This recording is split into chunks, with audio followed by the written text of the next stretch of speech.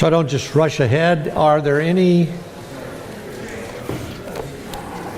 pressing inquiries that would be helpful to process here quickly?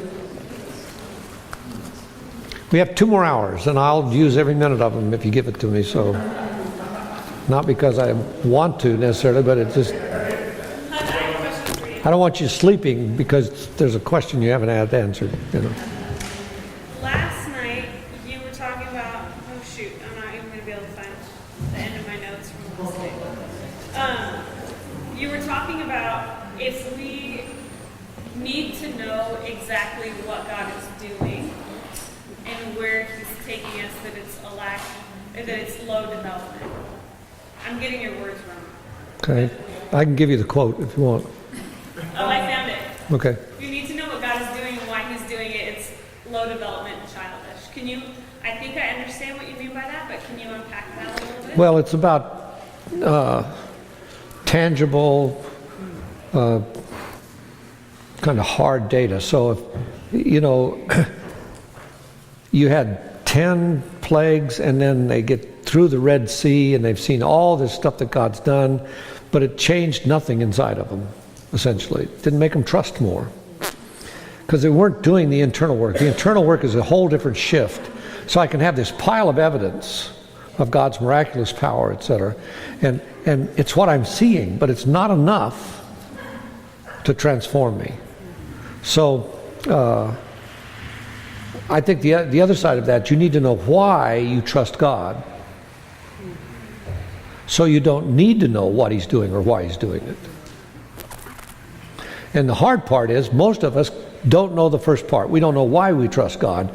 So when somebody comes up against us, or we're in our culture, we're in our particular culture, if you say Jesus on the street, you're likely to be, you know, thrown in jail or something anymore. It's because we've thrown God out of the equation everywhere, because it's this middle area that I drew earlier. It's that messy middle part. We want to know and control, and that's what a child wants. He wants immediate gratification. He wants it tangibly, you know. He can't wait. He can't delay. You're going to hear me talk about that here in just a minute. So it's the tangibleness of it that throws us for a loop, because I think what you move into as an adult is more complexity, not less. And you should be willing to deal with more complexity and enjoy more complexity and realize that the world's ambiguous. And, you know, oftentimes I say about decision making, almost all of our decisions are arbitrary.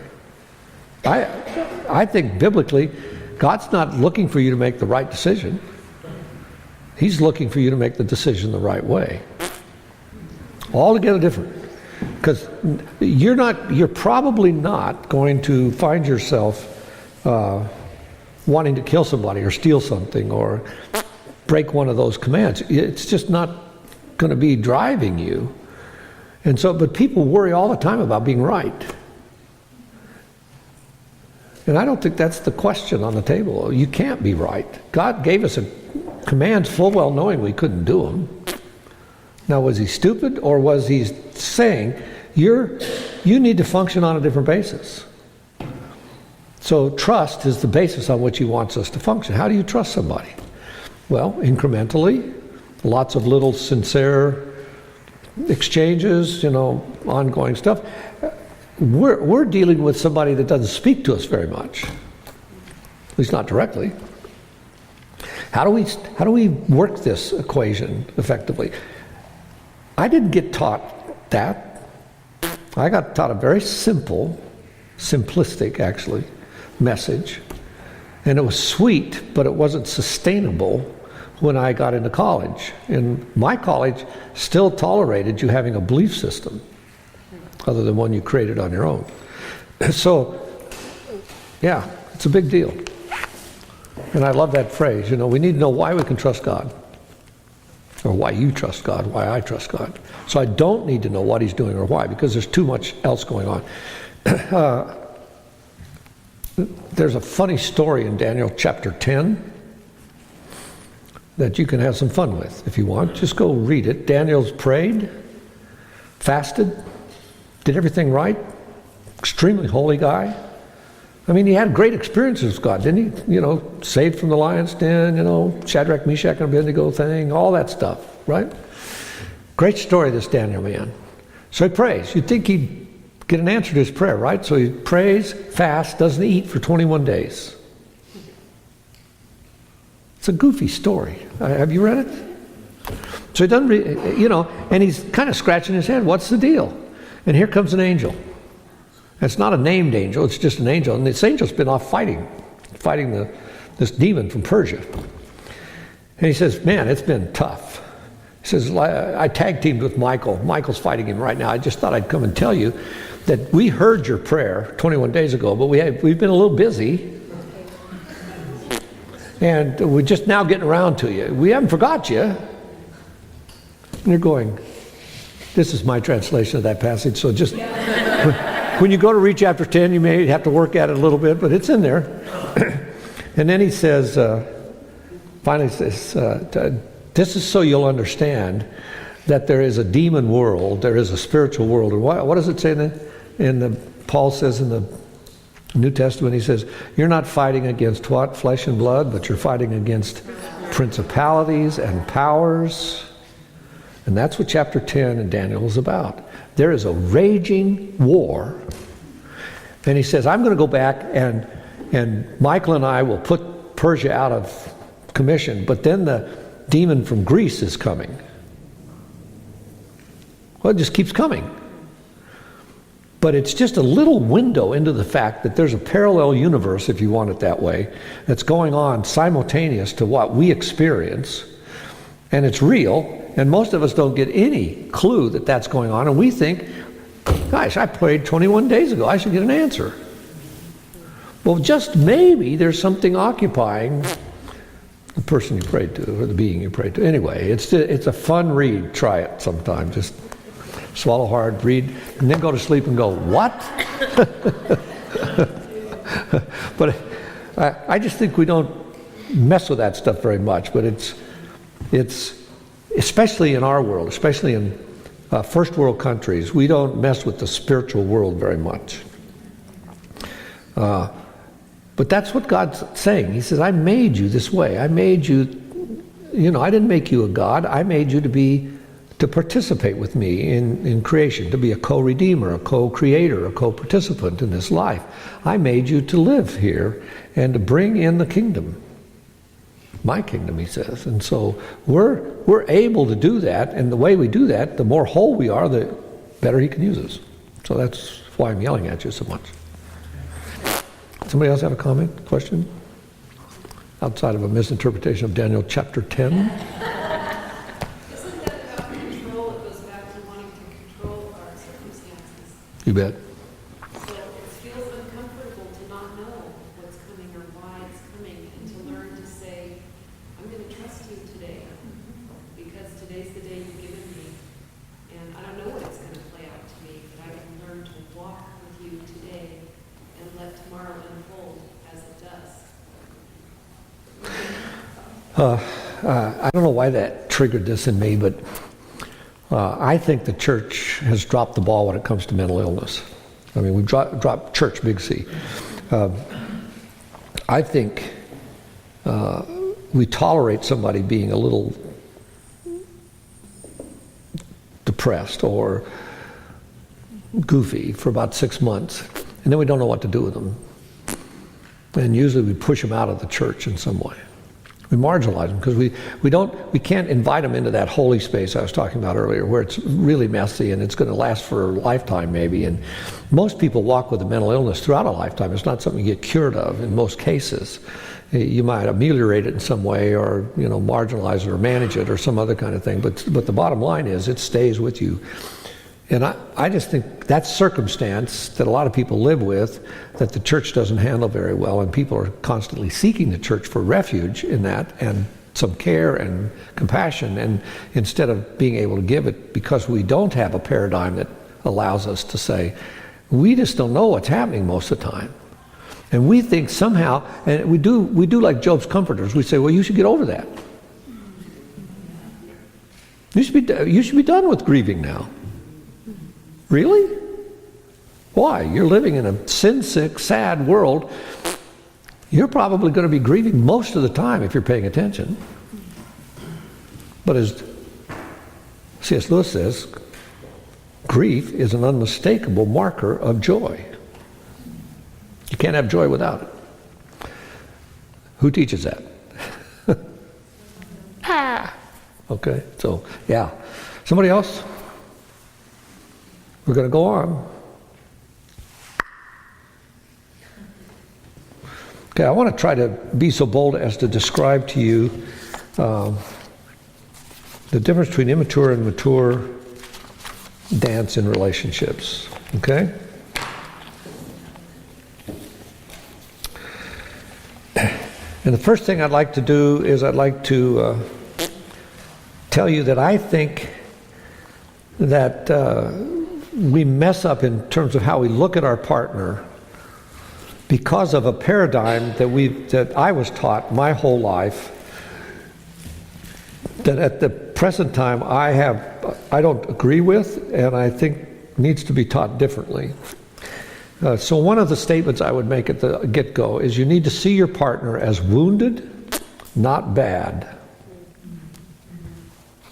Most of us make a judgment about somebody, and it's whether they're good or bad based on how uncomfortable they make us feel.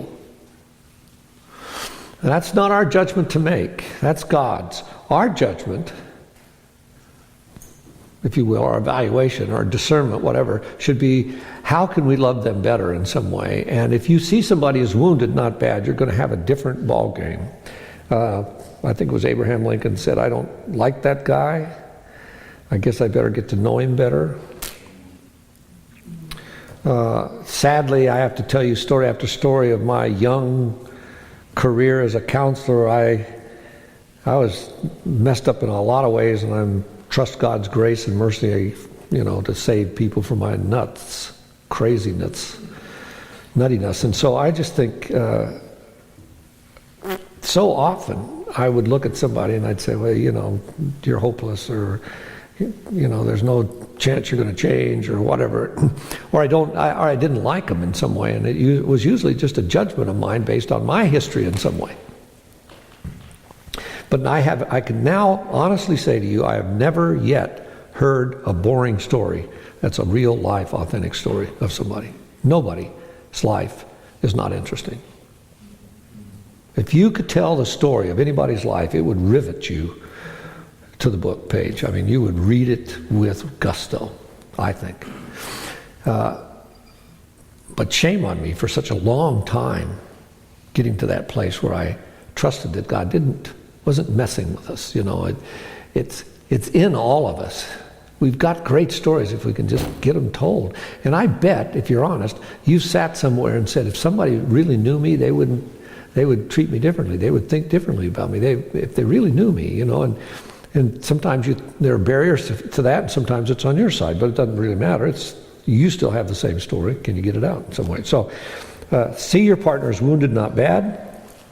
And then the second thing about this dance, this marital dance, I would say, or this relational dance, is that you need to have more remorse over your own sin than the other person's. You need to realize that the thing you can control, your own sin, you need to have more remorse over that than what the other person does or doesn't do. Okay, I have a physical illustration for you about the way I think about relationships. Most relationships are taught in the church as this: two shall become one, right? And it's like a mind meld. We think if we get together, we won't have any conflict in this relationship. These two people are together. Actually, I would now say this is a fused relationship, enmeshed, and it's very unhealthy, but this is what we teach most of the time. I have 6 or 7 feet of books on my shelf, marriage books, all written by Christians. Most of them have pretty good stuff in them, but they teach this model, and I pretty strongly disagree with it. Anyway, so if I relax my hands right now, I'm not putting any conscious energy into them. What's holding them together? Friction. How long could I stand like this?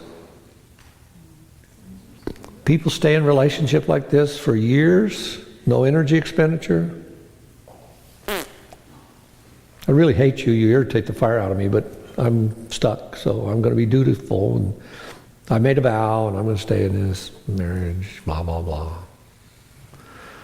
I can stay a long time with this without putting any energy out. That's what you need to hear, right? No responsibility. This model actually says, I will be okay if you're okay. So you change. You convert to my way of thinking, so I don't have to change. We're stuck together. What choice do I have? Versus this model, two whole people choosing to be together. Now what holds my hands together? Force, but where's the force come from? Leaning in each other. I have to choose to do it, don't I? So if I choose to do it, that's what's holding them. How long could I hold my hands like this compared to this? Not very long, really. I'd fatigue fairly quickly having to hold it like this. Folks, this is what a relationship is like. And I think this is how God designed them. Whole people, God's man, God's woman, choosing to be in relationship. What happens if my right hand moves? Or it can choose. Here, what happens if my right hand moves? My left hand's stuck for quite a ways. Eventually it falls apart, but does that make sense? So keep that image in your head when we're talking about relationships. I believe in the personal responsibility model. There's one Christian that's actually written that in a book that I know of. It's a little older book, actually, and it's very helpful. Here's the other thing you need to know. To make connection on all 5 fingers is more of a challenge than one. And so whole people doing this is pretty challenging. When I do a marriage, I'm strong to say to people, you are not making a vow to each other. That would be this. You're making a vow to God to be in relationship with this person. You keep your vow to God, not to this person. This person isn't the object then. Does that make sense? You're the object. Because it's the only one that you can have even a modicum of control over. I can't make Nancy love me, but she can't keep me from loving her. The only way she can keep me from loving her is if she won't let me know her. Is that wild? Because I can only love what I know. How are we doing? I haven't lost you yet?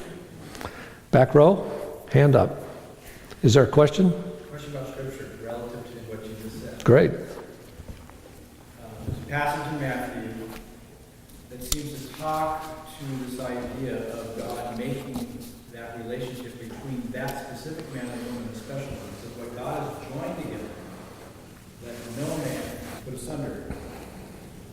By the way, I'm not trying to take No, it's great. Intentionality and working together. I'm just on a fair, honest reading of that passage, it would seem that there is a special work that God does amongst two people covenanting together. And that's a very holy, special relationship, and it appears that God's part of it, and it seems like there is some sort of melding that takes place. Is that not fair, a fair reading of that? There's that's a single passage, not repeated anywhere. You've got 2 passages Paul repeats talking about marriage, and I think there's a couple in the Old Testament. We've got about 5 passages total in Scripture. And it's interesting to me you have such a wide variety of interpretations of those 5 and applications of those. All I'm trying to say here is I have no control over the other person. So even though God wants us to stay together, cleave, second piece, become one flesh. Even though He wants us to stay together, He made us so that we can be in a relationship where there's not obligation, but there is what? Choice. So the choice drives the message ultimately.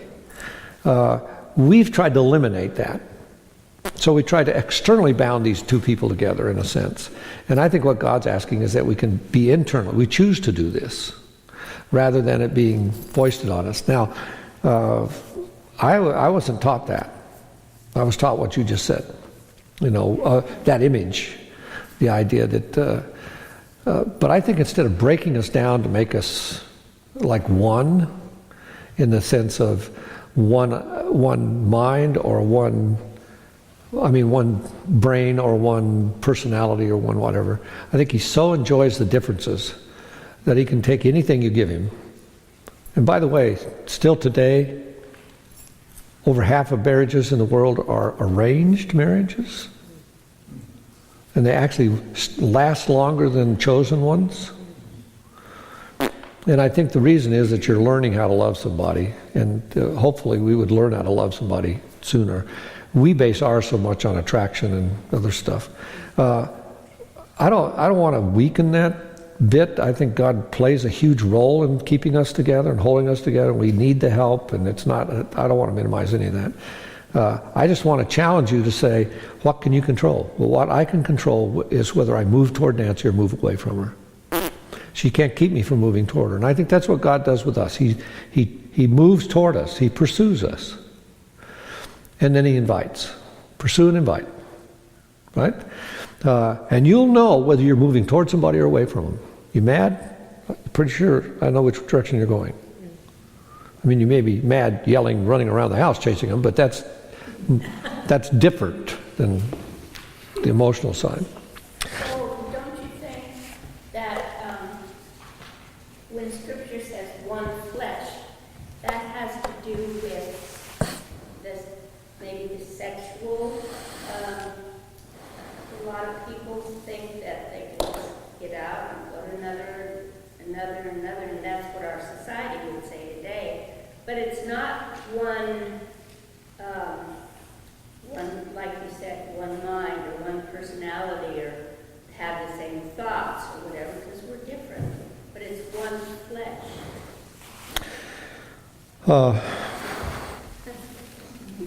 Well, yeah, I think the one flesh piece for my money is essentially saying God created sexuality as a celebratory act. Yes, it's for procreation, but not primarily. In human being, it's more for pleasure than celebration. And what is it celebrating? Union, connection. Absolutely. And we get it backwards.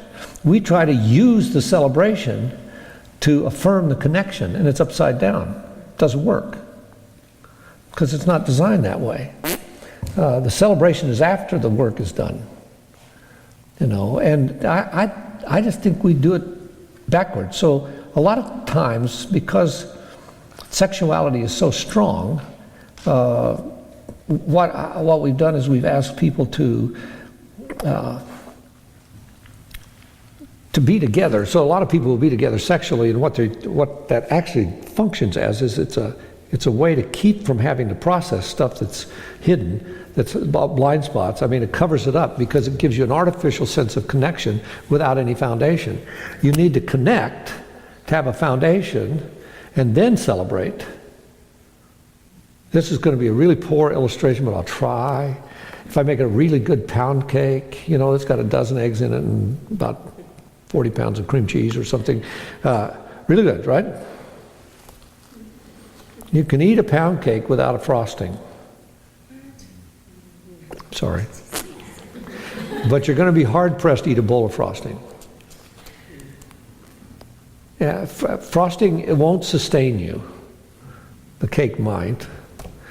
I know, it's a metaphor. Work with me. Come on, work with me.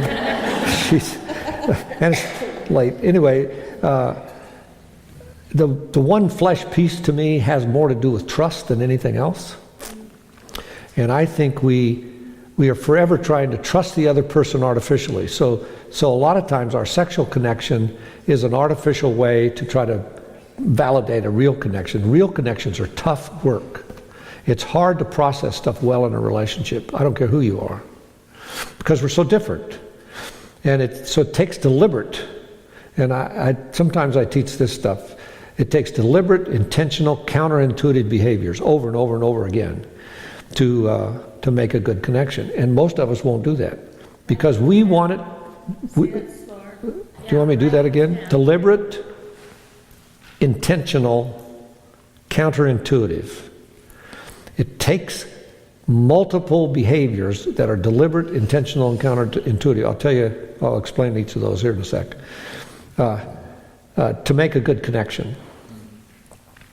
And the counterintuitive part is what's hard for us. We think this should come naturally. I'm going to argue with you that hardly anything that's healthy in a fallen world comes naturally. What comes naturally in a fallen world is shortcuts, repression, denial, betrayal, deception. Come on. That's what comes naturally. Personas. All the false self that we've been talking about up to here, all the lack of character development, that comes naturally. Everything I'm talking about this weekend is essentially counterintuitive. Get it in your head until heaven or whenever that happens, whatever that looks like, till the kingdom comes in completely, you're going to run into having to do counterintuitive stuff. In other words, it's not going to quote, feel right. So I'm going to design a thing for you here, and we'll talk about the brain in just a second. But the feeling part of this is immense. So when Nancy's talking about the two shall become one flesh, the one flesh part has to do, in my mind, mainly with trust. And if you try to build trust on sexuality, it will be guaranteed thin. It's like building a concrete bridge without any rebar in it. That's for the guys. Let's see if I can figure out one for the ladies, a cooking illustration. What's that? A bridge of frosting? Yeah, another frosting bridge, yeah. Okay, so, and the reason I say that is just listening to people, that have opened up their sexual life early in their marriage, before they were married, premarital sex, everybody says, wow, I'll make a case for it. The only case I can make, honestly, is to say that I have yet to meet a couple that won't tell you that at some time they have to come back and rebuild trust around that area. What it does is it just erodes your ability to trust somebody's integrity. Because you've actually been violated. You now have taken something that doesn't have a foundation underneath it. But sex works, and so our culture says because it works and feels good, you should do it. Why not? With as many as you want. And what it does is it thins out your ability to do a relationship. It just does.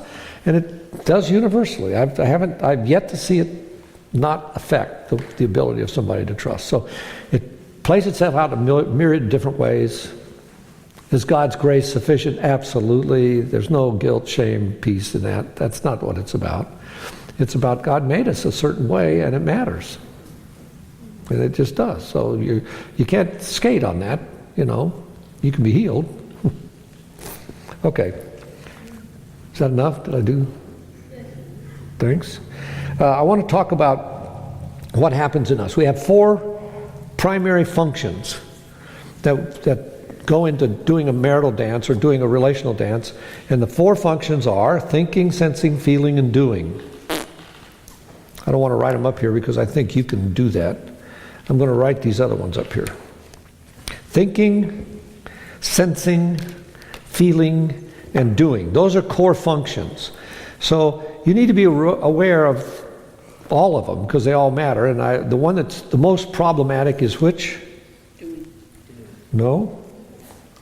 Feeling. What did I tell you last night?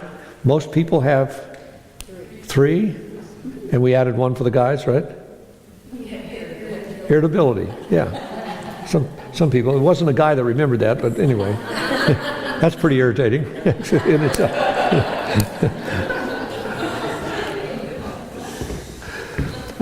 Desire or longings. I'm going to list 5 of these. I believe that we have not talked about this much in the church, and it's been problematic as a result, so here we go. The first longing is the longing to feel valuable. or significant.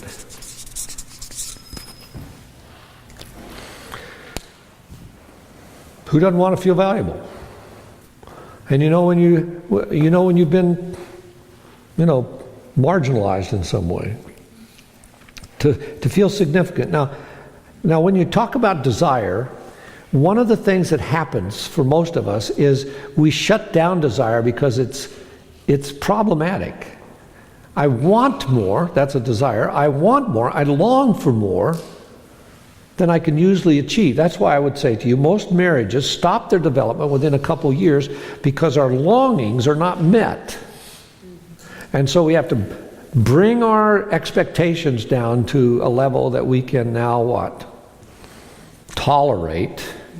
And we just say, well, it is what it is. Or in our culture, if you're, a lot of people would do serial marriages, and there actually is a book I read not too long ago about starter marriages, kind of like starter homes. You just try one on for a while and then see. Vulnerable.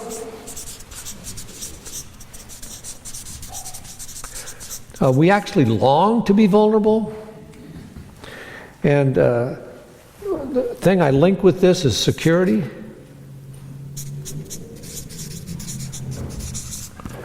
Which seems a little odd maybe, but they are, you have to be secure in order to be vulnerable. And so security matters. Where you get it, how it fleshes itself out. Part of why I started the way I did yesterday and today is I want to talk about what development looks like, what are some of the challenges that adults have, and then how character plays a major role in this. And now we're going to pile on top of that how we learn and do this dance, practice this stuff in relationship. The third one is I need to be accepted or imperfect. Accepted. Yeah, I think that's right. I need to. Nobody bats 1,000. Nobody can be mature completely. Nobody can hold on to it. It's not a static state. The people that study this, and there's some I can refer you to, have done some longitudinal studies around this stuff, will say that the target of maturity is only about 70%. Only about 70% of the time can the people that are actually mature stay there. You're going to miss it 30% of the time. You can't stay there, even if you're conscious and desirous of it and long for it. And I convince you that this is what you ought to do. It's still not enough to keep you in the game all the time. So 30% of the time you're going to be mucking around in immaturity. And we all get there, and I'll show you why here in just a minute. The next one is you need to have a connection. And I write over here, dependent. Remember the Bob Dylan song? You got to serve somebody. Everybody does. And I can tell you dozens of stories of really powerful people that are at the mercy of some 16-year-old, because the 16-year-old is in charge of whether they followed the rules or not, and they didn't follow the rules, and even though they're powerful, they can't exempt themselves from the rules, so they're stuck, and they have to be dependent on this 16-year-old's interpretation of the rules, because she holds the keys to the kingdom for them. I was with a surgeon one day, and he had to bring his charts up to date in order to admit a patient, because they wouldn't admit the patient unless. He was stuck. So we delayed lunch while he did his chart. He only did one, he said, because he was throwing an adult temper tantrum. He had been caught and exposed, and he didn't like it, so he was throwing a fit. So dependent is a piece of the puzzle, and that I don't mean that in a bad way. There's a dependence that's not good, but this is the kind of dependence that God made us. And the last one is we need to grow. We have that longing, and we know we are immature. Anyway, I want to talk about desire just a little bit related to these. In a marriage, these things push and pull all the time. And I think one of the hardest pieces of a marital dance is not to kill the other person's desire, not to kill their dream. Once you take that away, you actually galvanize the relationship.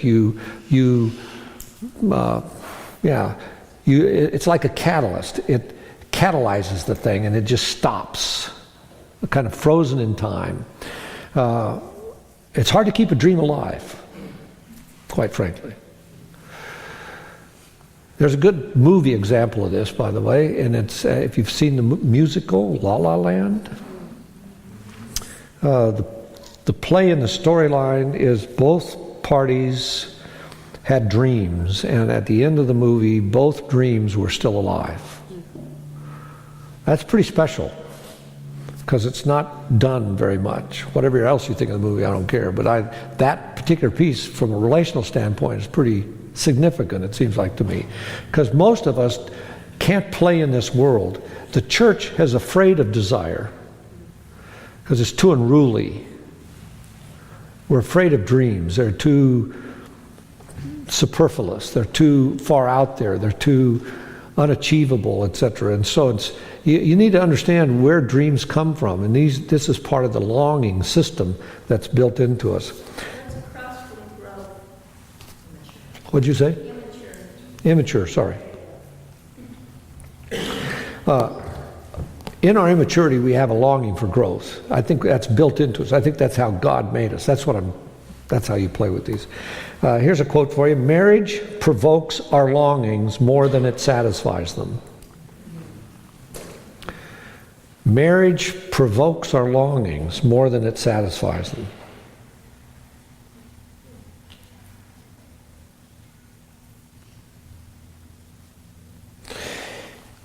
Then the other thing I want to start with is that the measure of maturity in a relationship is the ability to love well.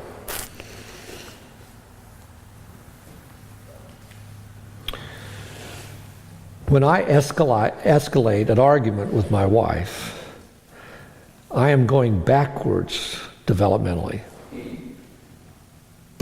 Just am. Does that make sense? If I'm not making sense, you got to stop me, because I'm just rolling here. What was the first part of that, ability to love well? I missed that sentence. Which one? It ends with the ability to love well. Yeah, the measure of maturity is the ability to love well.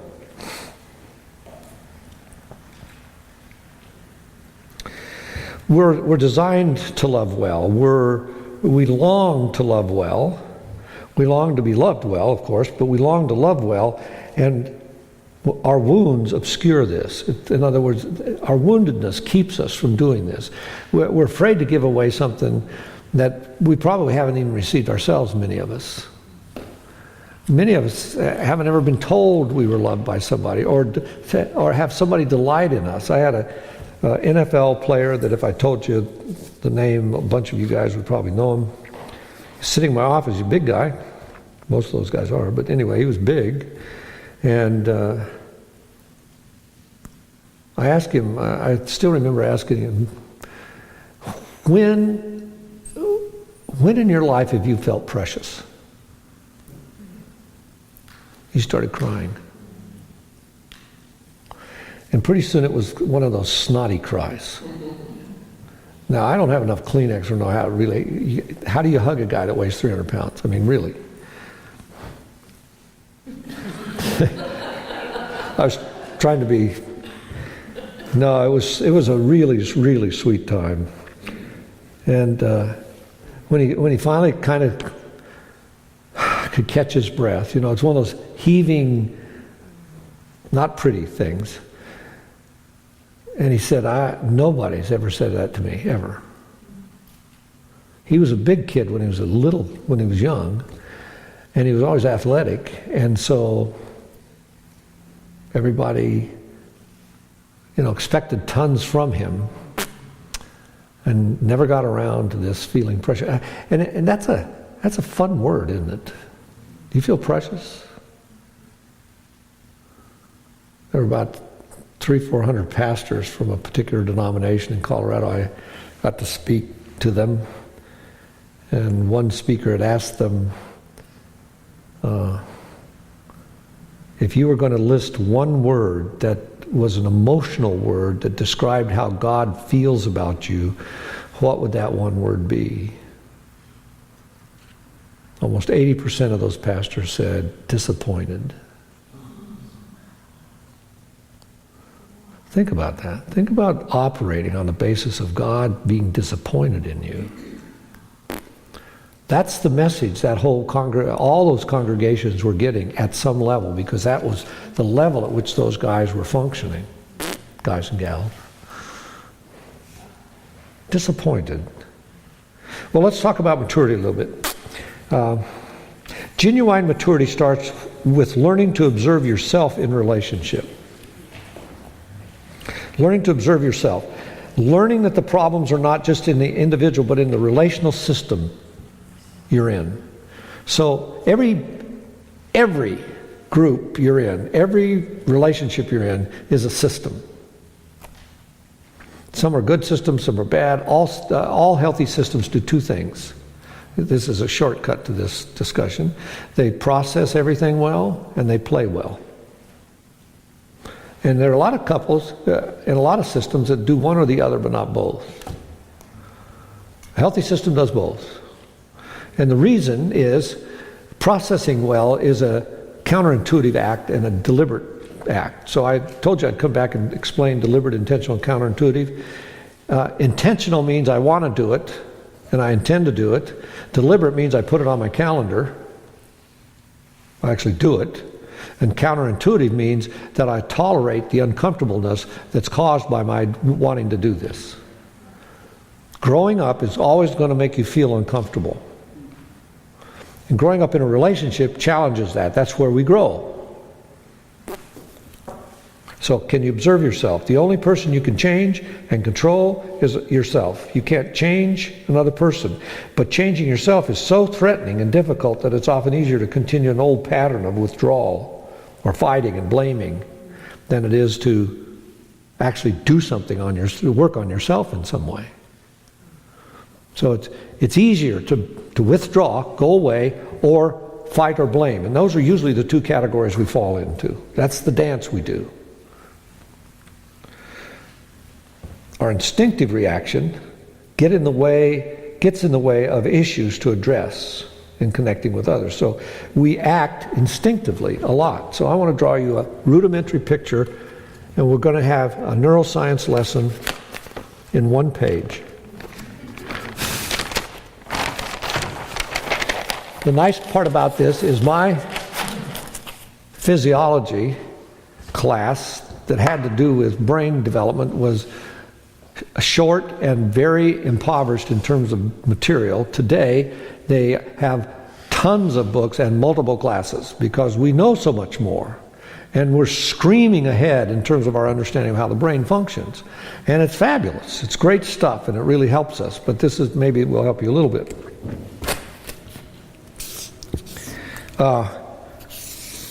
We have a kind of the old primitive brain. One person calls it the reptilian brain, or the brain that's instinctive. It's the part of us where the amygdala is, and that amygdala is the generator of emotion primarily. So it's the emotional control center of the brain. And it's the thing that is core. It's more core to us. It's early. It's prime, if you will. It's visceral. It's the thing that moves us. It's core, right? And in some ways, it's designed to lead us. But because we're humans, we have developed another part of the brain that's unique to us in terms of its size and capacity, and it's the prefrontal cortex. It's the newer brain.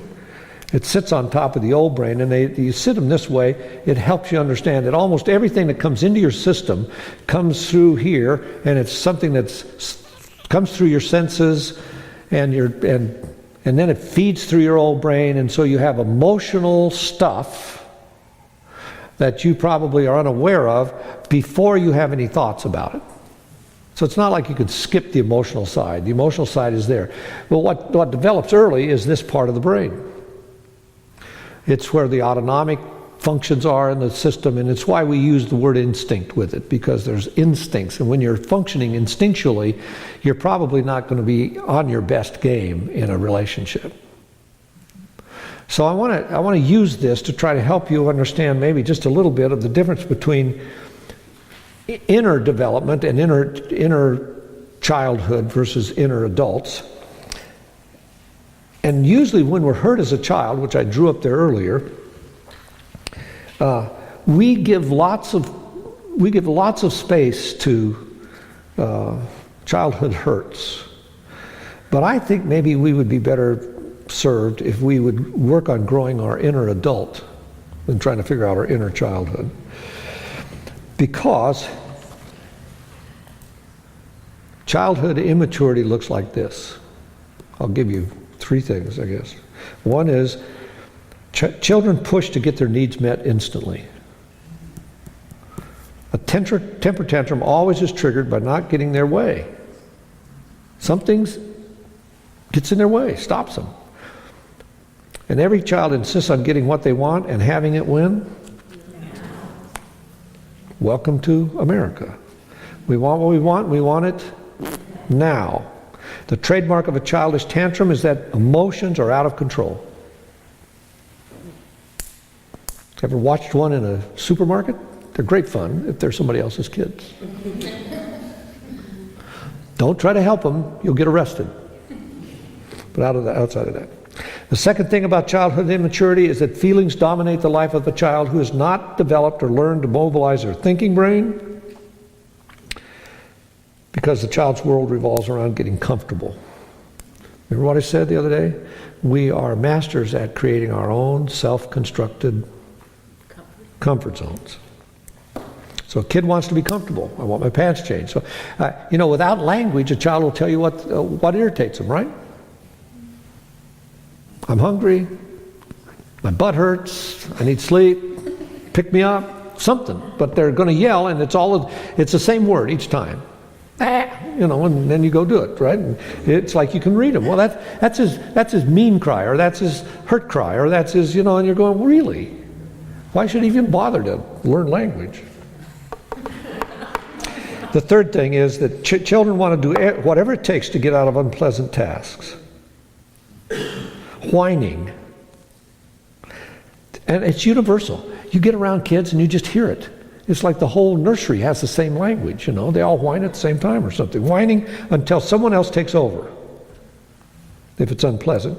But they won't persevere if something doesn't come easily. They get frustrated, they knock it down, run away, something. But the other side of it is they won't share with another if something's pleasurable. They want to be in the spotlight, and, Here's a quote. The child's ability to protest or procrastinate in order to prolong self-gratification is impressive. Child's ability to protest or procrastinate in order to prolong self-gratification is impressive. So if we can truthfully examine these emotionally driven behaviors, like self-gratification and impulsive acts, we get short-term relief from the stress of the moment, but they don't help us get the kind of relationships we aspire to. A key distinguishing factor of being an adult in relationship is having the capacity to see that it's not all about you. And we mentioned it last night. One of the major pieces of this puzzle is learning how to manage your own emotional system. And nobody's emotional system in here is the same as somebody else's. We all have different ones. And guys, we're notoriously bad at doing this work. So I'm just going to challenge you just a little bit. Walk into this saying, it's going to make a difference. And it's what I really long for after all anyway. So that's childhood immaturity. And it's driven by this. It doesn't have this developed. Second part of the brain is not developed. This part is. So we'll come to the biological piece here a little more in a minute. But if I'm going to talk about adult maturity, I want to give you some attributes that fit into being an adult. Thinking that it's more important that you grow up as an adult than that you focus on what you missed as a child. So if you're going to bring the best of you, you need to be able to, A, let your feelings, have your feelings, without allowing them to dominate. That's one. Two, delay gratification. Golly, what's that about? It's about learning how to wait. I did this sermon a week or so ago and had a song about waiting on the Lord. It's a different song than I'd heard before. Same languages in a number of songs, but waiting is a hard task, isn't it? Os Guinness says we need to learn how to wait and work on. Not wait and be bored. That's not what this is about. Yes? Do you think that our inability to wait or not wanting to do that has always been the same back throughout time, or do you think it's worse now just because of how fast our culture is, how quickly we can get things? I'm sure it's culture specific in some ways. Obviously, some cultures, walk miles to get water, and they spend almost all their day just trying to do 3 meals or 2 meals or 1 meal. Or so it has to have an impact. And so this has been kind of a thread through our conversation here. Can you learn to go slower? Can you not make haste? Can you drive wedges in your life? Can you have a Sabbath rhythm? Can we sleep more? Can we breathe? Can we have a place to have a conversation? Are we willing to say no to an event just to have the space to rest and maybe not be productive at all and feel bad? No. We always feel bad if we're not productive, typically, especially if you're structured like I am. I don't see how people can be bored. I just have so many projects I'd like to do. I can't get to them, and I don't worry about them necessarily, but I just have a whole bunch lined up. I know I'm not going to lack for interest. So yeah, I do think it matters. I think our culture squeezes some of that out of us. So it's a little harder now. I mean, we have a credit card. You can now just walk by the machine and it'll take your money, without even getting it out of your pocket, Hi. So yeah, it does. We need to learn how to turn down the intensity of emotional reactions. And the word reaction is really a key in that sentence. Turn down the intensity of emotional reactions. Have them correspond to what's here. One of the ways that you can figure that out is if you have babies consistently wake you up when you don't want to be awakened, and you have feelings. I know you have feelings at that moment, and those feelings are not usually warm, loving, empathetic, compassionate feelings. They're usually like, I want to throw the kid in the dishwasher and turn it on or something, But you don't do that typically. You repress that, or you sublimate it. Typically you don't do that. Hopefully you don't do it, but anyway. This is, when we talk about managing your emotional system, you need to know what kind of a system you have, and then you need to know where it's showing up. And when you react, I can almost guarantee you it's out of your history. And that's what a relationship does. It squeezes that to the surface in different settings. And you can train for it, and we do job-specific training around that stuff. And so we put people into battle after training, and we put people into, the front lines on first responders, but they get training to do that. If not, it kills them. And even then, it has a toll, and I don't think a lot of times we support that enough with people in those positions that are in jeopardy, because it needs community to handle that weight. Too often we ask these guys to do it on their own, and that's why people that came back from World War II and my war, which was the Vietnam War, they didn't talk much. They didn't process. And that stuff's devastating, and that's what we're talking about here. Learn how to turn down the intensity of the reaction. Instead of letting feeling and impulses dominate, like in a tantrum, we use our adult developed brain to turn down the exaggerated feeling so that thinking can occur. This baby needs my help. So I'm going to step over my own stuff and I'm going to pick her up, change her diaper, and walk her. Stick my finger in her mouth, try to get her to be quiet. In contrast to the child, the mature adult is recognized by these 4 things. Ability to delay gratification. This is a short course in the maturity. Tolerate hard work. Discipline. 3rd one. And sometimes unpleasantness. They have the ability to deal with unpleasantness.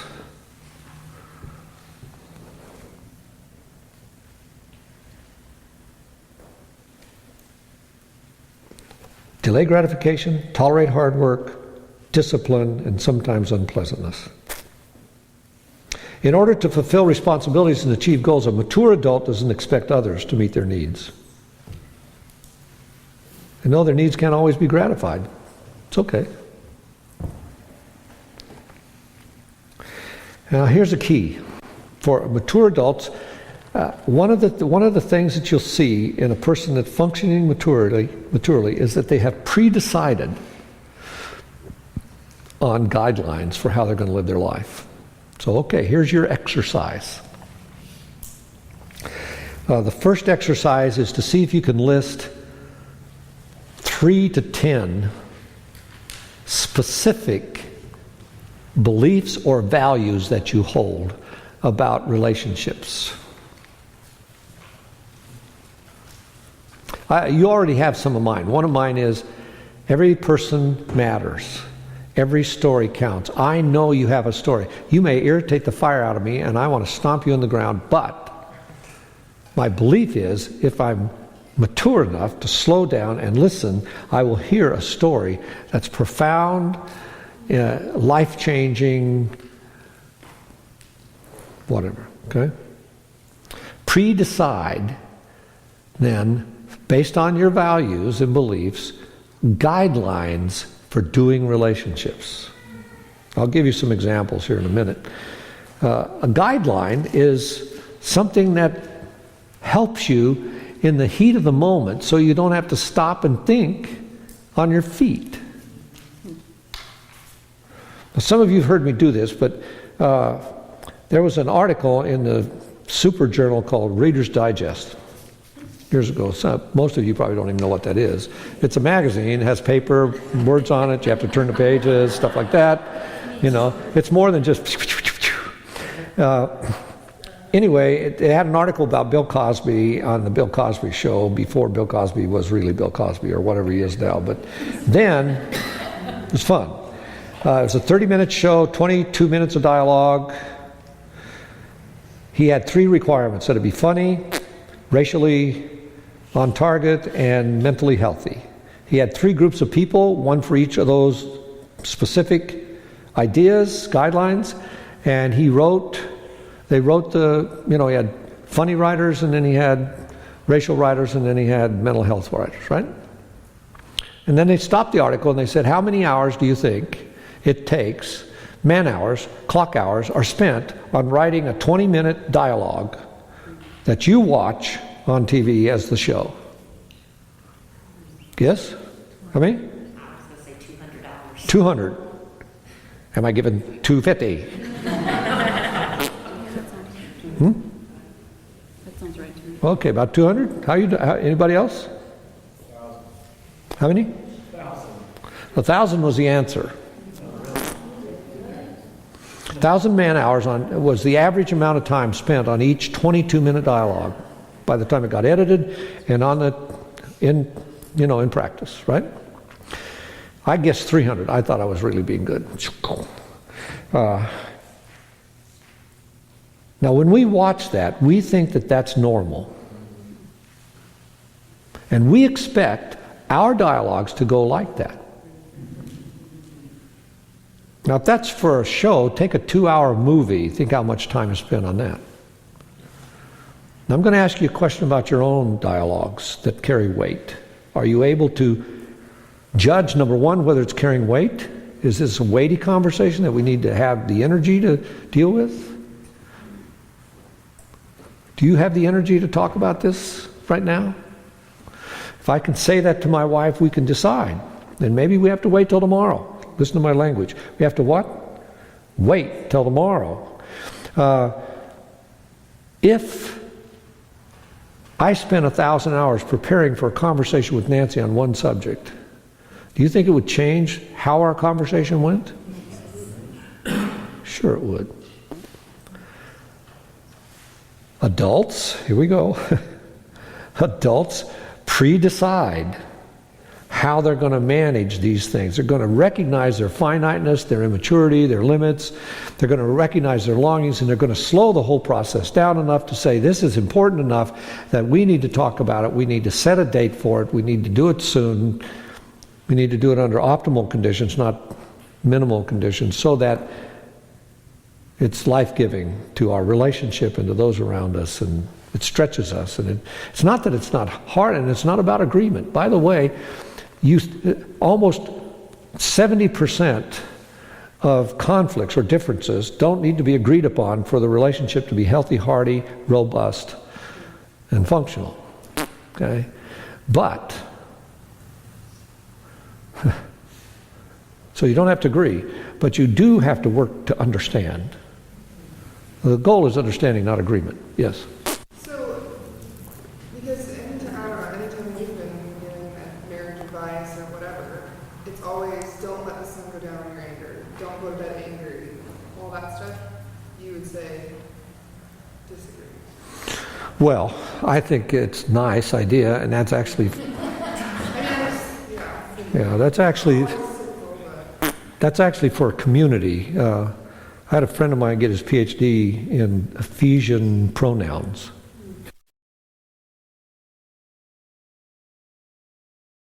Did I just run out of? There's no personal pronouns in Ephesians. They're all collective. So as a group, don't let your anger, sun go down on your anger. Well, by the way, that verse comes from, and it's a pretty specific verse, it comes from Psalms 4. Psalms 4 verse 4 says, tremble, don't sin. The word tremble, the Hebrew word for tremble, means two emotions. Do you know what they are? Anger is one of them, because that's what he translated in Ephesians. What's the other one? Fear. Both of those. My battery must. I can't see my own butt, and it's quitting on me. As we speak. Does everyone here, do they know about the container exercise? No, I'll get to that, though. Oh, good, okay, because It looks like it's still good, but maybe not.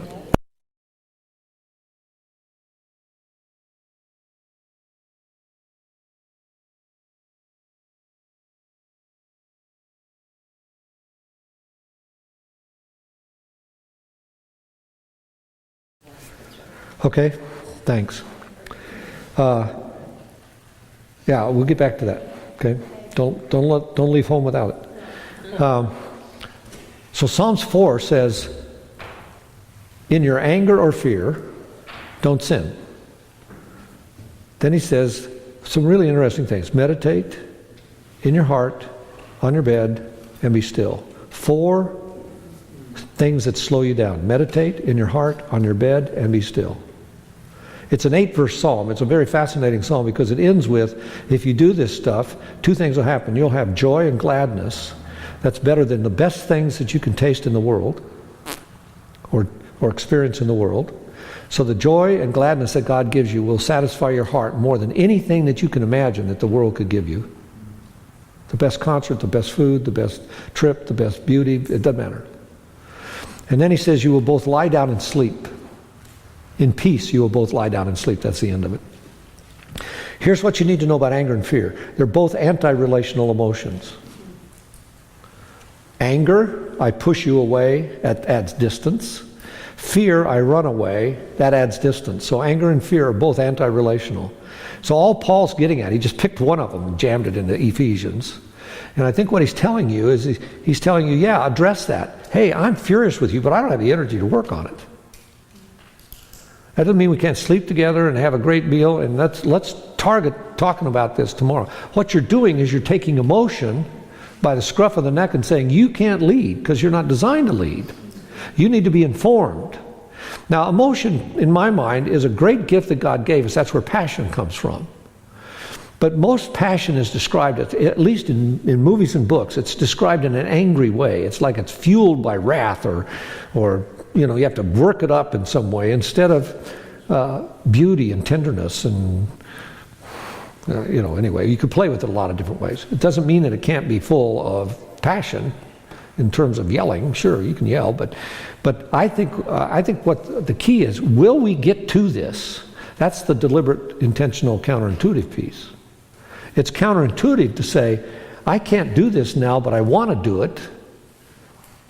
I don't really want to, but I want to because I want to grow, and I'm willing to, and I'll see you tomorrow at noon, and you get off at noon, I'll make my way down there, and I'll have been rested, and I can think about this a little bit, and we won't be in the same emotional space, and that's what adults do. Think about what your court system does. It slows all that down and forces you into court to try to be rational about something that's almost always emotional. Am I making sense out of this? Okay. To be an adult, to be mature then, means that you can do these things, and pre-deciding is huge because it is a major player in the game of growing. And I'm going to give you an example out of my life, and it's because it's concrete, it helps, but I know you got to apply it other places, non-concrete places. I have a rule that started early in our life. Well, I have a belief and a value, and it started before we got married, and it's not worth going into debt. And the reason was I was a history philosophy major, undergraduate, and PE, by the way. I don't know which one won, but in those studies, I was marked by the fact that culture and society and government and powerful entities could control you, and the way they controlled you was by having you indebted to them in some way. And still today, if I see a movie where the power element in the storyline is ruthless and awful toward people, that's the most depressing thing in the world for me. I have to walk around the parking lot about 10 times before I can get in the car. It just drives me nuts. It's man's inhumanity to man. Dr. Zhivago was one, or One Flew Over the Cuckoo's Nest. It wasn't anything else about the movie. It was that core piece, and out of that core piece came this value of mine, which said, I don't want to be in debt because I know if I'm in debt, I'm not free to go. I'm not free to move. I'm stuck. So that started our journey. Now, it would be fun to play this whole story out for you. Boring as heck for you, probably. We would have some fun talking about it. The second part of that for me was not only not going into debt, but then a principle came out of that. So this is the principle. This is the pre-decided principle that I would not make a $100 decision or more, A, without talking to Nancy, that's a pre-decision, and B, without waiting 24 hours before I made that decision. So I had a guy who wanted to sell me books I wanted. And he came down, I remember the night, he sat there in my living room and he dropped the price down to about 1/8 of what it was started out. And then I said, well, I have to wait 24 hours. I said, I really think I want these, but I said, I can't buy them tonight. He said, why? And I said, well, I just have a rule that I have to wait 24 hours. And he said, well, once I walk out the door, I can't offer you that. And I said, well, okay. By the way, he sold me the books for the price, eventually. That has saved me more than once from making a poor decision. It's not that I haven't made poor decisions after that. Yes, that doesn't prevent them all. But it's a pre-decision. You hear it? So I didn't have to emotionally flood, fight with this guy, feel bad, shame-based, anything else. I mean, he cranked it up, you know. I mean, he had all these, he even had pages to help me, you know, make a better decision, you know. And I just said, I have to wait 24 hours. That's my choice. It's not yours. It has nothing to do with you. Great, love the books. I think I want them right now, but I'm going to think about it. I could say I was going to pray about it, but that's a little too spiritual with a book salesman, so I just waited, you know. How many predecisions do you have in your life that keep you from having to run the gauntlet over and over and over and over and over again? That's discipline, folks. That takes some effort. It takes some thought. It takes some, in the clear light of day, you do that work. You don't just wait. Okay. Sorry. You need to, the second element, or not second, but another element in adult maturity is don't blame. Can't say this strong enough. Blame and victimhood are opposite sides of the same coin. And anytime blaming or being a victim comes up in your language or somebody else's, you know you're not on a level playing field. Because we're avoiding what? Personal responsibility at that point in time. What I'm asking for is a whole person who takes personal responsibility for being where they are. And they're able to say to the other person, this is who I am at this moment in time. And you can critique, you can do a lot of things there, but it's to take personal responsibility. By the way, you can't state it like this for very long, remember? So it's hard work to get there, and usually we want to cement it like this instead of continuing to grow. So I wrote down here, know your guiding values and principles in order to stay clear and manage yourself under demanding circumstances. I didn't have to flood with this guy. I remember I almost bought a filtering system for water. And I just said, no, I can't. I got to wait. And the next day, unbeknownst to me, a magazine I got or something had a big article, research article on this particular kind of water treatment, and it kept me from buying the thing. We're blind, folks. We all have blind spots. We carry them around all the time. We think that we're sure. We're not. Read The Undoing Project. Read Thinking Fast, Thinking Slow. Read Sway. Read some of these books that are talking about our decision-making process, how freighted it is with so much bias and so much algorithms that don't make sense. We need help. We need community. We need more eyes. I don't care if you're the best doctor in the world. You still are prone to this. We're all prone to it. And if you want to see something that was prone to it, just go back to the election. You want to see a blind spot? You had an entire community that was killed by what's called confirmation bias. They all confirmed their own polls. And everybody was surprised. And I think they're still so wounded, they're all trying to recover from it. And it's just crazy making.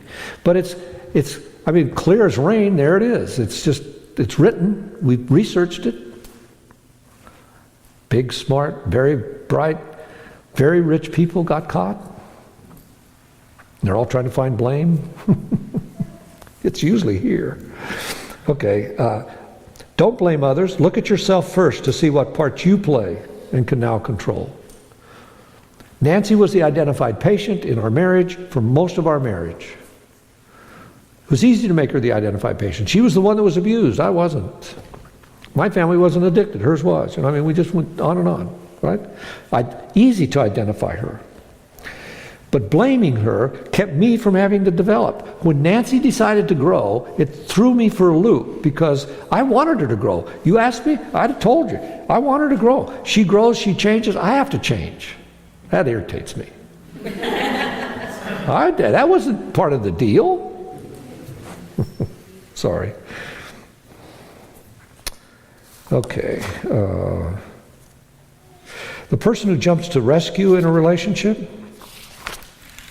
is usually covering their own insecurity at another's expense. Be responsible for your own problems. Don't do for others what they can learn to do for themselves. Please don't do for others what they can learn to do for themselves. You have to let go. You have to let them fail. Because failure isn't bad. Failure actually is one of the greatest teachers we have. But because we're so driven by success, and you don't keep scoring your soccer game because you'll feel bad if you lose. And we're going to give you a trophy because you all need the same size trophy, and yeah. So then, when we were first married, I was like you said, the identified patient. I come from a dysfunctional background, and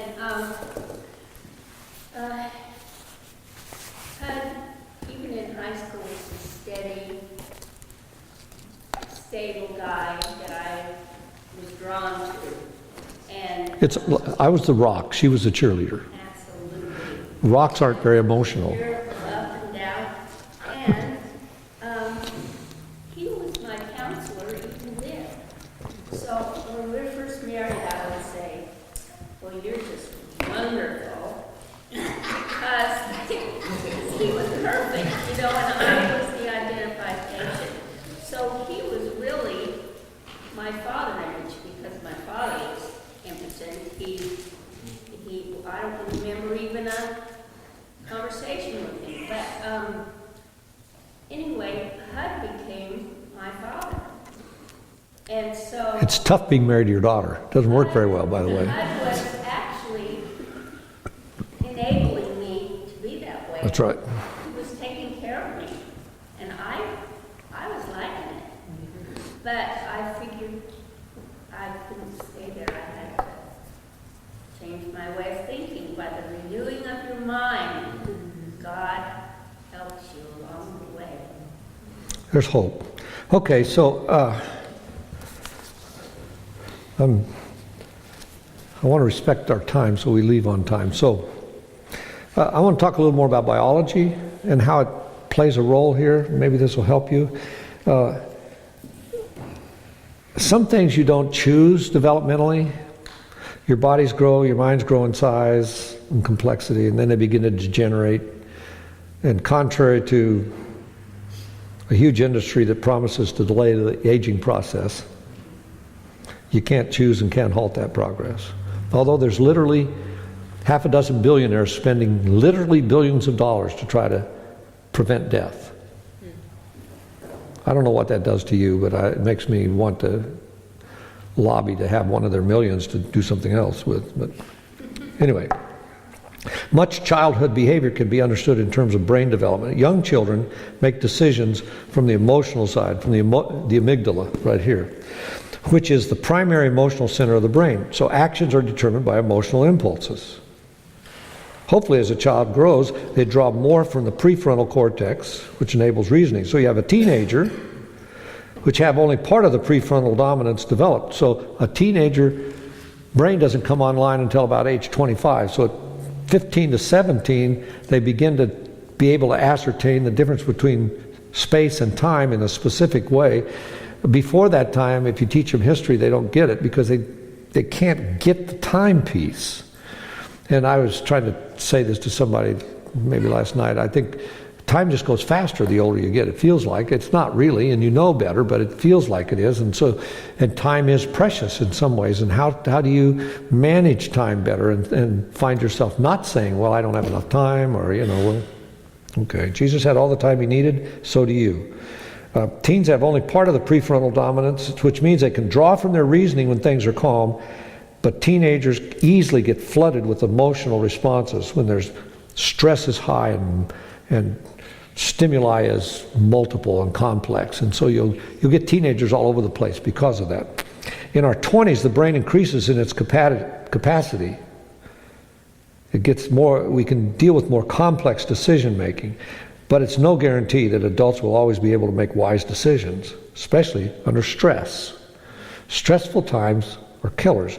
So many of us generate our own stress. If you have a value, you're likely to want to stay true to that value. Let's say you have a value to have your house clean and be hospitable, and you're likely to go to kill yourself to have your house clean and be hospitable because perfectionism will generate, you're generating your own stress by holding yourself to a standard that you can't really meet. Does that make sense? A lot of people do this all the time, and then they wonder why they don't grow. Well, they don't grow because they keep the stress level so high, and they're the generator of it. All right, there's a huge variance in adults being able to maintain clear thinking when aroused by some intense aggravation. And we're all vulnerable to it. I mean, I remember one time in an elders meeting, I just came out of my chair. I was, and this guy told me later, he said, I've never seen you like that. And I thought, well, I don't think I have either, but I had a chance to ask myself a question, where did that come from? What's this about? Well, one of the challenges of growing up is to realize that the lower brain, this part, the emotional brain, has stronger connections to the upper brain than is the case in the reverse direction. So the strength of response is this. The lower brain will beat the upper brain every time in a battle on a field. Does that make sense?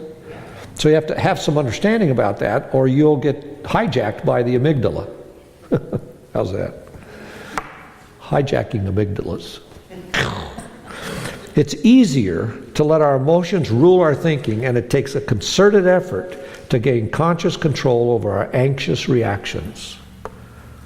That's counterintuitive, deliberate, intentional stuff.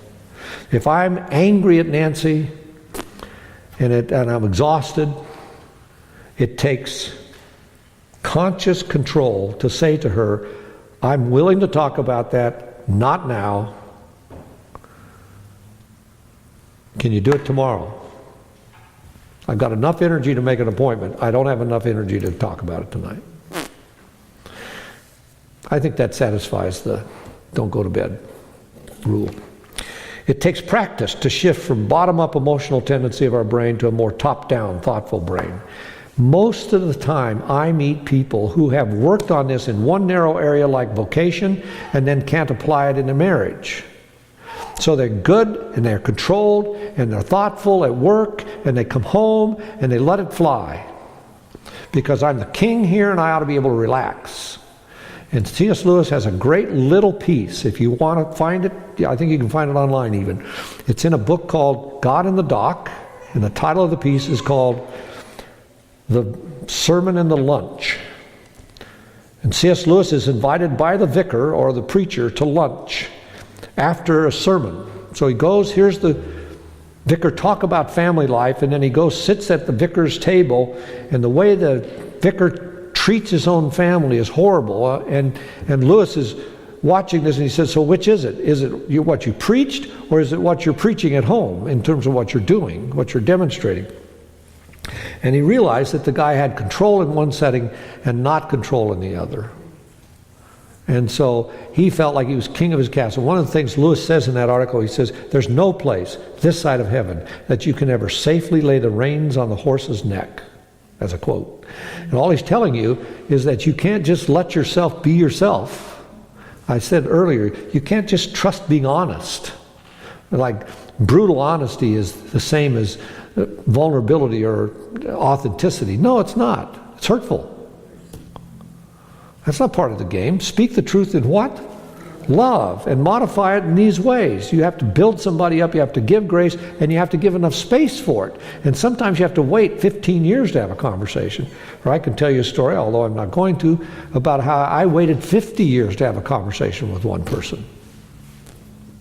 Actually, I didn't know I was waiting 50 years, but I did. And I had a conversation, and it was the most poignant conversation you could have. But I waited 50 years. And I went back to that verse almost immediately. When I was asked to have a conversation with this guy, it was an uncle of Nancy's, and he was dying, and he said, do you have some time to talk to me? And it's the first time he'd ever asked me. 50 years. He knew what I did, and he pushed against the church that whole time. And he said, I'd like to have a conversation with you. Can you kind of peel out a few hours before I die? He didn't quite ask it like that, but I thought, sure, I can find some time. 50 years. He tells me this story of his life, and all I could think of was that verse. Let no unwholesome word come out of your mouth, with only such a thing that's good for building somebody up, appropriate for the need of the moment. Think of how many things we say in the moment because it's driven by what? the amygdala, not by your thinking. And it gives grace. How do you give grace? And that's in a marriage, folks. That's in a relationship. Not just a marriage, but that's where it is. So I wrote here, physical growing does not require much effort on our part, but growing emotionally in the area of relationships is a very different process. We can assist our biology in becoming more mature because our brains are wildly plastic. You can teach your brain a different way to function. You are not at the mercy of a reaction. You can slow down a process. You can catch yourself. You can practice. You can pre-decide. There's lots of pieces of the puzzle here. Relationships are the best laboratory for growing up, and growing up provides the best life in every dimension. Growing the inner adult rather than pandering to the inner child takes place in our relationships. The driver of childish ways in relationships is our instinct to relieve any presence of discomfort in ourselves. So every relationship you're in, the minute you're in a relationship, in between the two of you is tension. So if I go back a couple of these, wherever it is, where to go? This one. If I have two people here, if they move toward each other in this way, more tension is generated. So the more you get close to somebody, the more uncomfortable it gets. Now that's not just physically. I mean, physically it's true. I had a client one time said, gosh, this was not a very intense session. This was another counselor was asking me to help them. And I thought, so I didn't know you wanted this to be intense. I thought you wanted to grow. and so I got up and I walked over and acted like I was going to sit on him. Well, that'll increase the intensity. Instantly, it just worked perfectly, you know. I said, is that what you're looking for? You know, of course it wasn't. We're crazy. We want to escape, we want a shortcut to this process, and I just want to suggest to you, it doesn't occur that way. So how can we assist ourselves in doing this? Because maturity is a puzzle. And growing up is erratic and an imperfect process. So, do you have real maturity or pretend maturity? And can you tell the difference? Because there are people that can fake a kind of maturity in relationships, and we all have a degree of this pretend maturity when we relate. So I think you need to be able to say, you know, you can pretend to be mature when you're not really functioning in a maturational way. We're prone to patch up our histories where we learn to hide the real pain and discomfort. And we do it by pretense. We can look pretty impressive. I've often said to my wife, she's one of the very few people in my world that can grab me at the core. And it's partly because I've let her. And it's a good thing, I know that. But I'm so protective. I still am. And I don't want to be. I want to be open. I want to not just say this to you, I want to do it with me, but it's a real agonizing challenge to keep that alive and open. So, test the character of your inner maturity and see how it shows up or doesn't in each part of your life, like children and marriage and work. Do you get feedback from your kids? I was on vacation with my kids a couple Christmases ago, and I was walking between my two daughters. Now, they're both adults, married. They're the product of their marriages are the 4 grandkids we have, and I'm between them we're snowshoeing up a hill in about 3 feet of powder. So we're kind of almost up to our knees, crotch in powder with snowshoes on, right? Tromping up this hill, having this conversation. Both my girls talk. Can you imagine? I mean, they just talk a lot. And they got to talking about growing up with me. and I'm in between them. And they pretty soon they're talking like I'm not even there. Do you remember when you did blah, blah, blah, blah, blah, you know? And I'm going, what? You know, and it was so refreshing to get a point of view that actually, in this case, in a lot of ways, didn't correspond to my point of view. I mean, there was a rough overlay, but it was rough because many of the specifics didn't collate. But that's how they experienced me. That's what they received. Was I going to own it or defend myself? Say, oh no, it wasn't like that. I felt blah, blah, blah, and say or was I willing to say, yeah, I get that I delivered that message in some way. Whether I intended to or not, it doesn't really matter.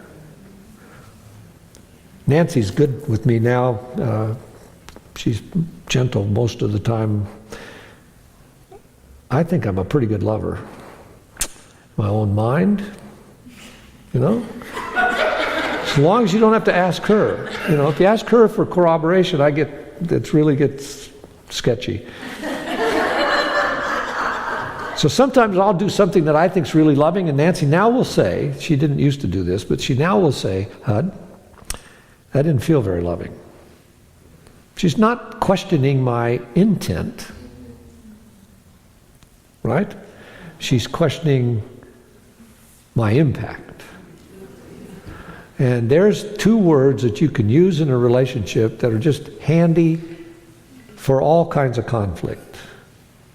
Most of us have pretty good intent, we think. I have great intent with my kids, but my impact on my two girls was radically different than I thought it was, or that I wanted it to be, or that I hoped it would be. You can't control that unless you get information back. Does that make sense? So intent and impact, even though they're right here at the end, and I'm not going to spend much time with them, you can actually navigate almost any conflict with those two, if you understand it. Your intent may be great, and that's what you fight with somebody that you're different from. You fight to learn and understand what their intent is. And then you can say, that's your intent, but you keep stepping on my foot. And it hurts. Even though you don't want to, every time you get up, you step on my foot. And I didn't know that. I mean, the other person doesn't know that unless you tell them. And so often we let this stuff build because we're not able to process. And the reason we're not able to process is because we get our brain fouled up. And pretty soon we're letting the wrong part lead with the wrong equipment. And we're unwilling to discipline ourselves to grow in that sense. So let's see if I got anything else here that I'm missing.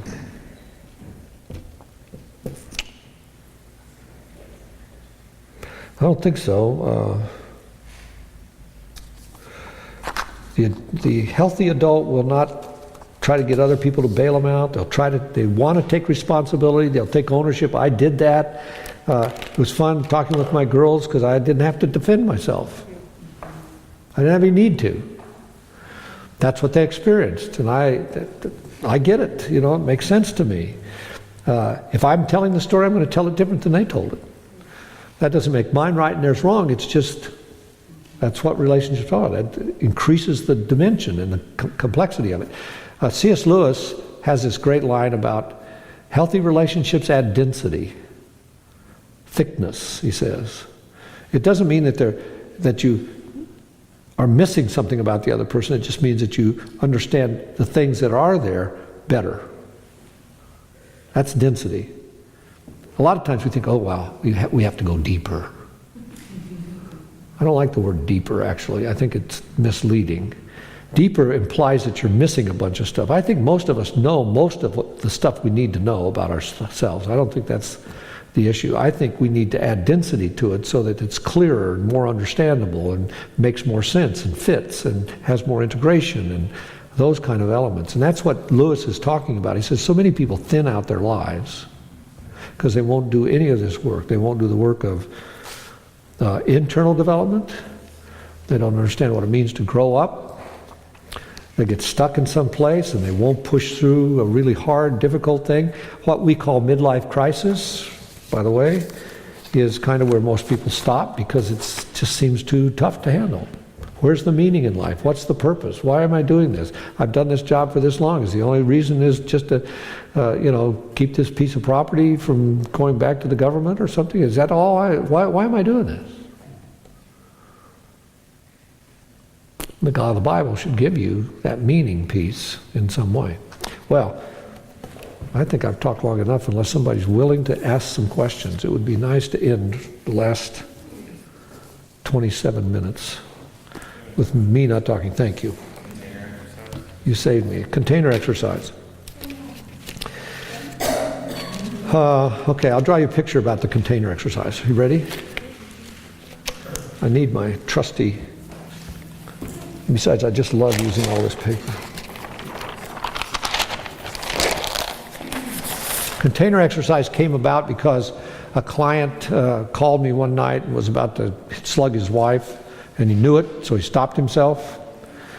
And they gave me a call, and they had a pretty volatile relationship.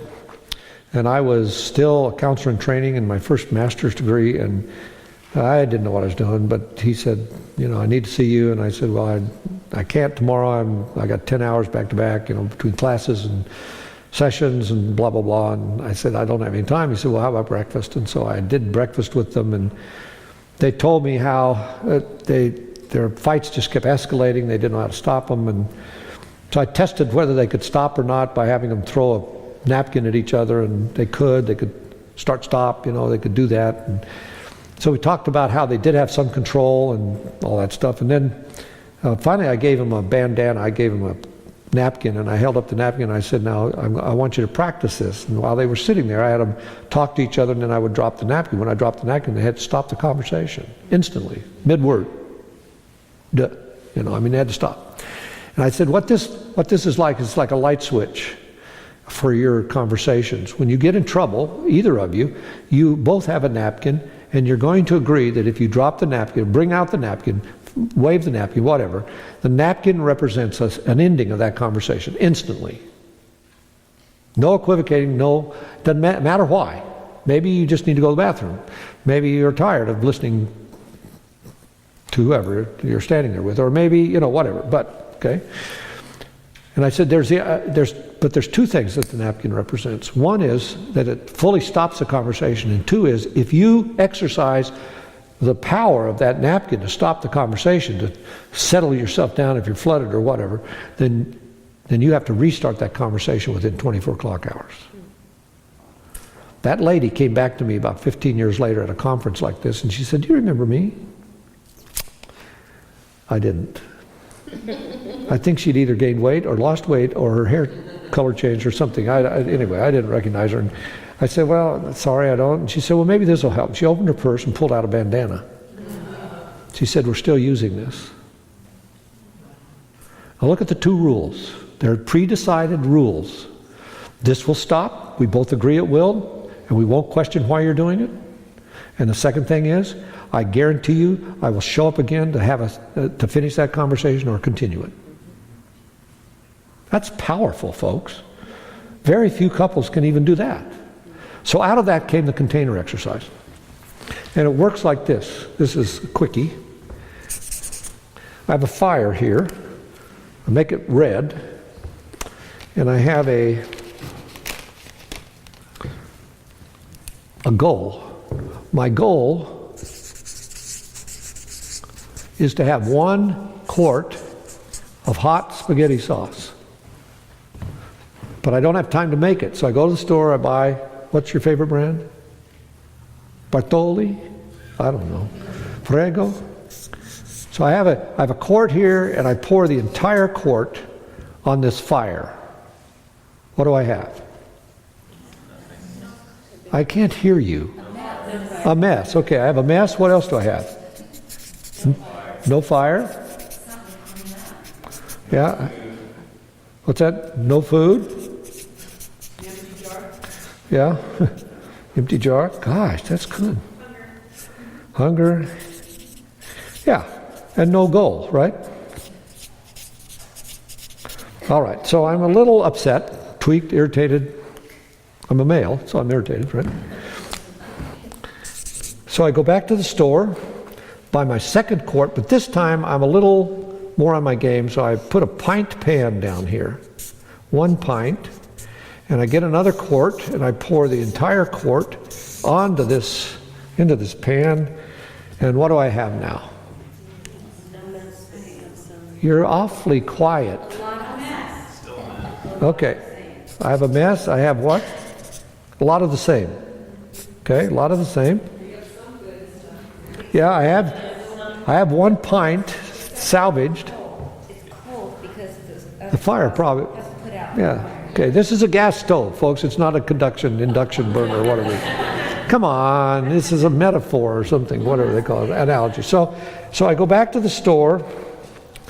Now I'm actually PO'd, and I'm going to put the best of my energy into this, and I get a gallon container here, and I get my third quart, and I pour the whole quart into that gallon container. Now what do I have?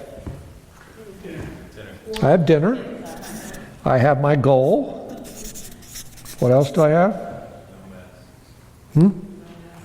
No, I have a mess. And what's unique about this mess? I got it. They're still alive. Yes, it's a container. And look at this. You can turn the heat up, and it still stays contained. And if it works right, you reduce it down to its what? Essence. That's what a container's for. So the structure of a container is this: that you allow me to decide how to start a conversation and how to stop one. What starts most of our intense core conversations? Yeah, and that is driven by which part of our brain? The emotional side. It's usually emotion that pushes us over into those spaces, isn't it? Some crisis drives it, and then we have a lot of energy, we say, pushing us, right? Well, I'm going to suggest to you that a healthy container is you slow the process down enough at least to get the pot out of the, and put it on the fire before you pour anyway. So starting and stopping a conversation is really hard for a lot of people. Most people have one person in the conversation that wants to drive toward conclusion, bring about resolution. And so one partner is usually pushing that piece of the puzzle. The other partner will oftentimes be the one that runs away, that says, I just, too many words, you're saying the same thing you've always said, we're not going anywhere, this is the same discussion we have 20 times. And so you begin to withdraw, walk away, distance yourself, right? And it becomes a pattern. Now, there are actually 3 major patterns in relationships. I got them written down here somewhere. That you see over and over and over again, and it's those kinds of things. So the container is designed by me to have a start and stopping point. And then there's some other elements in the container, which means that I tell you when to start, I tell you when to stop, I tell you where to do it. Your job is to choose what to talk about and how you talk about it. And the how is the key. So the way I did it was I flipped a coin and I said one person starts one, and then they alternate. And you try to, if you'll give me 100 hours in a year, that's 2/3 of a week. There's 168 hours in a week. If you'll give me 100 hours a year for your relationship, that's not even a whole week. That's not even 2/3 of a week. In a whole year, calendar year. So that's 2 hours a week for 50 weeks. So you get 2 weeks off, right? 1 hour is devoted to getting and going and coming back from this public space that you're going to do this container in. You don't do it at home. Why wouldn't I want you to do it at home? You can yell. Well, too much amygdala. Too much emotion. So if I remove you and put you in a public space, especially like in the middle of a mall or something, then guess what?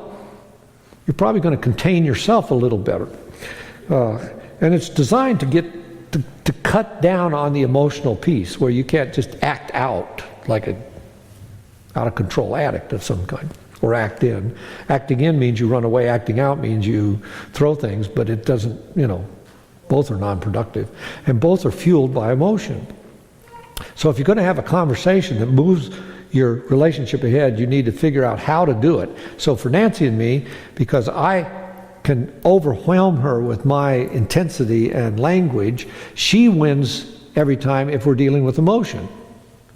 Sorry, I'm not sure what you said. Well, that's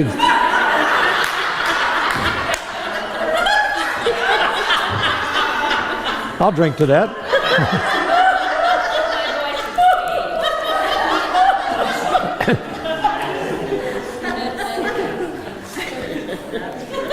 Once again, saved by technology, right? So what we found worked for us pretty much was I would say to her, I've got this subject I want to talk about, and I want you to listen, and when I get done, I'm going to ask you this question. It's a specific question, and it's worded for this way for a reason. I'll say, so what's your understanding of what I just said? I don't ask her what she heard me say, because she can parrot back. Your kids will do that all the time. Ask your child what he understands. What do you understand about what Daddy said? Because our understanding is quite different. If you say to a child, go outside and play for a while, outside's a big place and a while's a long time. So, but if you meant, stay in the yard while you're outside, and at 5 o'clock, I'll give you a 5-minute thing and it'll ring, I'll put the alarm in the window, and then I expect you in 5 minutes. Then it's pretty clear, right? And then you give them the freedom to play. So they dig up the cherry tree or something, you didn't put that in the contract, it's just part of the deal. Well, that was me when I was a kid. Then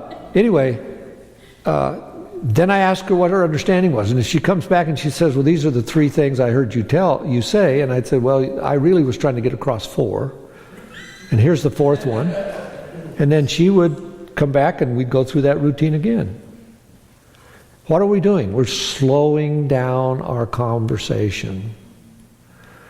And it's kind of lopsided. And then the next time she's in charge and she gets to shape it however she wants to. And we did this with books, we did this with a lot of things. But the container exercise it's like just an exercise for your relationship. You want to get in shape and stay in shape, then you got to do something specific about it. Most of us will do this in every other area of our life, but not this one. We go to continuing education. I do for my job, for my profession.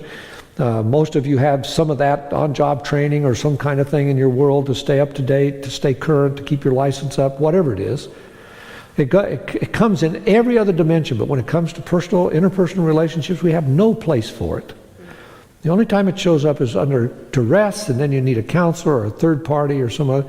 A container is simply a way to pre-decide, once again, to have somebody else. Now, if you want a copy of the container, as I wrote it up, Nancy can give it to you, or you can get it to, Lori has it, and you can give them your email. The point of it is, most people will not do it. I've used it for 40 years, folks. And for a long time, naively, I thought this is the simplest thing for anybody to do. Why can't we do it? I had one person say, now, what do you talk about? Well, you can talk about one of your kids, or you can talk about finances, or your sexual partnership, or your in-laws, or whatever it is. And it has to be contained. You can set a timer for 1 hour, and no matter what, that's it. A container is not going out to dinner and going to a movie. This is relational work. Date night's good, but it's not relational work. And typically we only do relational work when? When? When we're in trouble, when there's a crisis, that's right. Lousy time to do it, by the way, because the motivation is not transformative. You need different energy to transform your relationship. You won't sustain change. You may change behavior, but you won't sustain transformative change unless you do this kind of thing. So it's a good place to end this conversation. if you put all the things I've tried to say to you together, folks, there's no magic in this. There's plenty of mystery in relationship, proper mystery. There's plenty of mystery in the universe. We miss it. I get that. But this is not where it is. You want to get in shape relationally? Do the work. You want to get in shape physically? Do the work. You want to lose weight? Eat less calories. It's not complicated at that point. There are other variables, sure there are.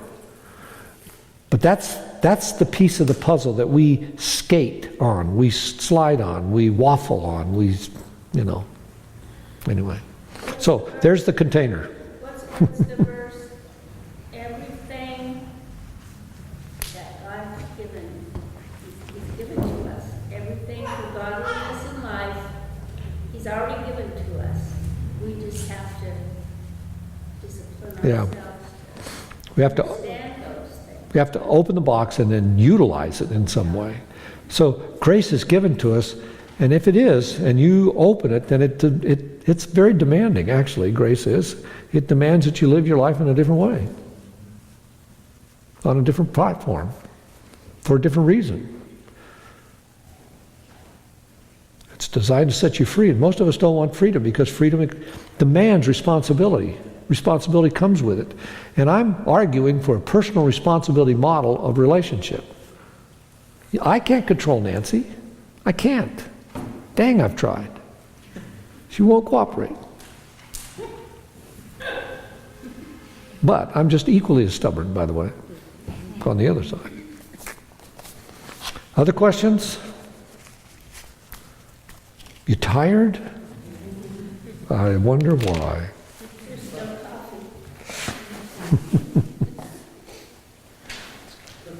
Okay.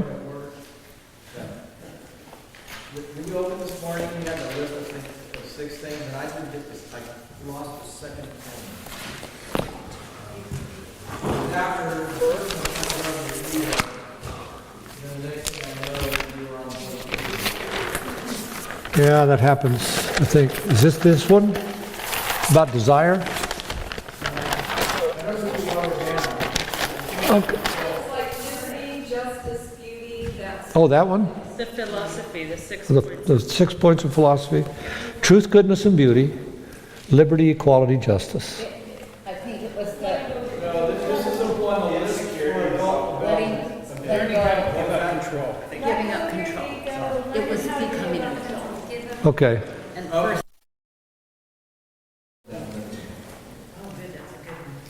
Yeah. Oh, so 6 I listed. Yeah. Folks, you just got a taste. That's all I can tell you. In this time, you just got a taste of this, of what adult development's like. I hope it's an encouragement to you. I hope you haven't collected notes and no thoughts of application.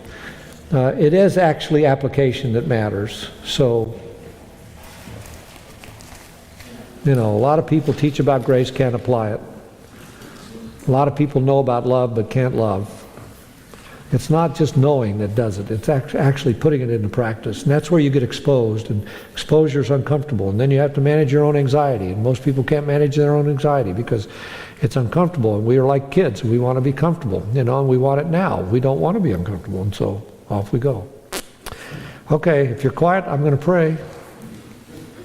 I know you're all saying, can we go? Can we go? Father, thank you for this time.